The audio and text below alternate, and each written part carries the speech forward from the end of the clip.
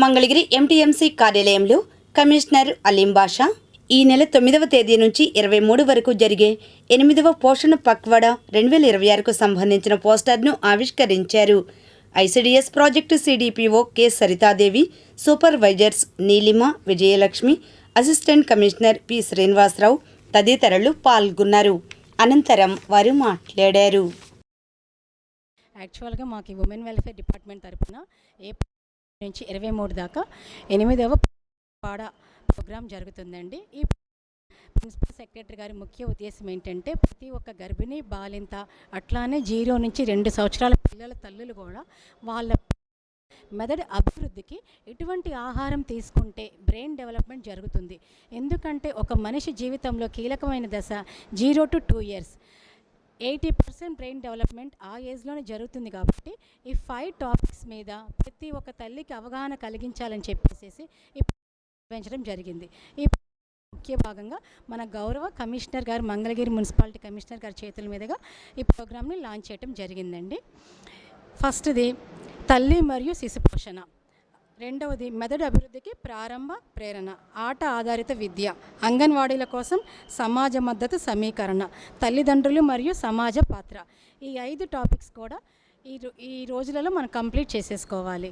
దీంట్లో బ్రెయిన్ డెవలప్మెంట్కి junk food తీసుకోవద్దు, న్యాచురల్గా తీసుకున్న మన ఇంట్లో చేసుకున్న low cost no cost high calories ఫుడ్డే తీసుకోవాలి. రాగి జావా, బెల్లం ఎక్కువ యూజ్ చేయాలి.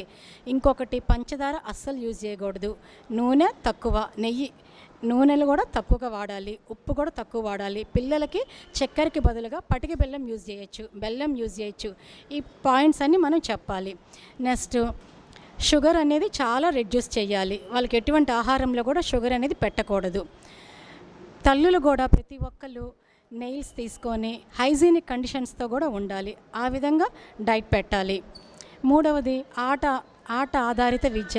ఆట ఆధారిత విద్య అంటే పిల్లలకి ఆటపాటల ద్వారా విద్యను డెవలప్ చేస్తున్నాము.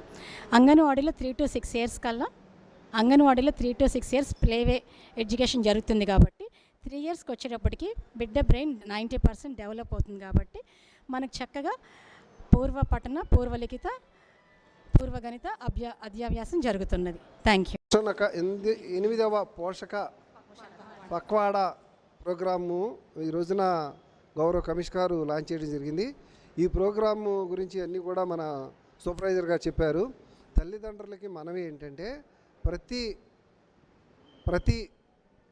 స్కూల్ దగ్గర, అలాగే ప్రతి అంగన్వాడీ టీచర్ దగ్గర ఈ చిన్న బంకులు పెట్టుకొని చిరు వ్యాపారస్తులు చిన్నవి అనేక రకమైన జంక్ ఫుడ్కి సంబంధించిన ప్యాకెట్లో అమ్ముతున్నారు. అవి తినడం వల్ల అనేక రోగాలు వస్తాయి. అవి స్టోరేజ్లు, దానిపైన మళ్ళీ ఫ్లేవర్లు కలుపుతారు. పిల్లలు తాత్కాలికంగా దాటి మీద ఆకర్షితులయ్యి పిల్లలు గోల భరించలేక తల్లిదండ్రులు, టీచర్లు ఇలా సతమతం అవుతున్నారు. సో దయచేసి మన గవర్నమెంట్ ఏదైతే ఇస్తుందో వాటిని ఉపయోగించుకున్నట్లయితే పిల్లల మైండ్ అభివృద్ధి అవుతుంది. అంతేకాకుండా మనం వీళ్ళందరినీ అరికట్టాల. ఇలాంటి షాపులు ఏమన్నా మీ దృష్టికి వస్తే ఇలాంటివి అమ్ముతున్నారు, పిల్లల్ని అట్రాక్ట్ చేస్తున్నారంటే మా పురపాలక సంఘం నుంచి ఫుడ్ కార్పొరేషన్ వాళ్ళు, ఫుడ్ ఇన్స్పెక్టర్ కూడా మేము లెటర్ పెట్టి ఇమీడియట్గా వాటి మీద చర్యలు తీసుకుంటాం.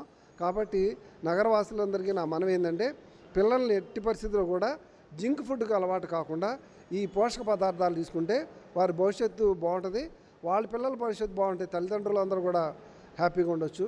కాబట్టి ఈ నియమాన్ని అందరూ పాటించాలని